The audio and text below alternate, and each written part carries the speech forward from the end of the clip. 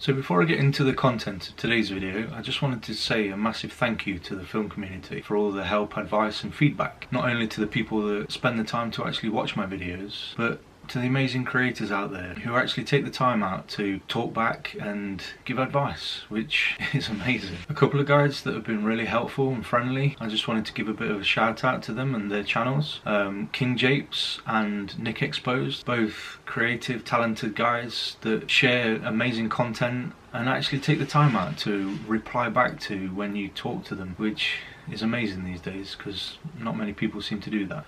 One episode that Nick posted called Done versus Perfect is particularly apt this week because I seem to have been stuck in a bit of a stall pattern, a failure to launch. I have ideas for videos, but for some reason the actual execution, how I want them to look, how I want them to come across, what I want to say, is something that's been hampering me. Speaking to Nick, he actually gave me some great advice and just said, don't think about it, just do it, and that's why I'm doing this video now. So as I might have mentioned before in a previous video, this channel was actually started as a bit of a visual diary, somewhere where I could keep a record of my journey into film photography, somewhere I can record my failures and hopefully progress. And with the advice of this amazing film community, I'm actually just getting it done rather than trying to make it perfect. So even though this shoot didn't actually go to plan, I thought I'd share my kind of failure. So for this, I started out with the idea of testing some new films, trying to find a film I could use for my day-to-day film. I wanted to choose some black and white film, but unfortunately the shop had different ideas in mind. Yeah, unfortunately I couldn't get the films that I wanted, or at least two black and white films that were around 100 speed. So I ended up, rather than wasting the day, making the choice to go for colour film. I chose Kodak Portrait 160 and Kodak Ektar 100. I've never shot Ektar 100 before, so I was interested to see what this film could produce. So there was a couple of failures, as you'll see from the following footage and still images from the shoot. On the way into shoot, it was a beautiful day, glorious sunshine and blue skies. I loaded the film, and when I started to shoot it went a little overcast. No problem, I thought probably better with even light, being colour film, rather than harsh shadows, which would have been better for black and white film. As I was probably almost to the end of the first roll, it started to get really grey. And started to spit. No problem, I thought, with the Pentax 6.7 there's only 10 frames, so I thought I'd carry on. Got almost to the end of the second roll and yeah, the heavens opened a bit, so I thought rather than call the shoot I'd carry on because I only had a few frames left. So I shot the end of the rolls and took them into my local photo parlour to be processed. As I was sat in the photo parlour, I looked out the window and it was glorious sunshine. Sod's law. So I got my film back a couple of days later. Unfortunately the photo parlour don't scan, so I thought I would scan them on my scanner at home, the V600, and I don't know if that's a second failure because with it being my own scanner and I'm not the best at scanning, I don't know whether that's actually going to taint the results. Have a look at the frames, see what you think, and what I might do is I might actually get these scanned again properly just to see if it is my scanner or if a better scanner will pick up more differences. There is subtle differences. The Portra is a little more muted and the Ektar is a little bit more vibrant, but I didn't see the results that I thought I would see.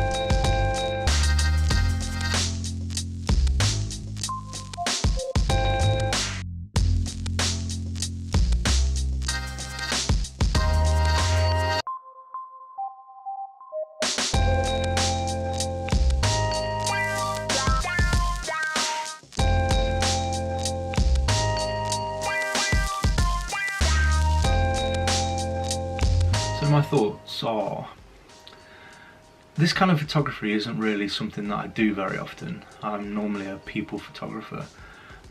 So I don't know about you, but I'm not sure whether the results are of my scanner or this is actually how the film is. Again, the day didn't go according to plan because the bright skies disappeared, so the colours might have been a bit more punchy and vibrant, but I've thought there would have been a bit more difference between the films. The Kodak Portrait does render more muted palette than the Ektar, but yeah, I don't know why. From what people were saying, I expected Kodak Ektar to be more slide-ish, so very punchy and very vibrant and colourful. I may get these scanned again from a professional scanner just to see if the results are different on a professional scanner as opposed to my home scanner, the V600. But on first blush, I don't know.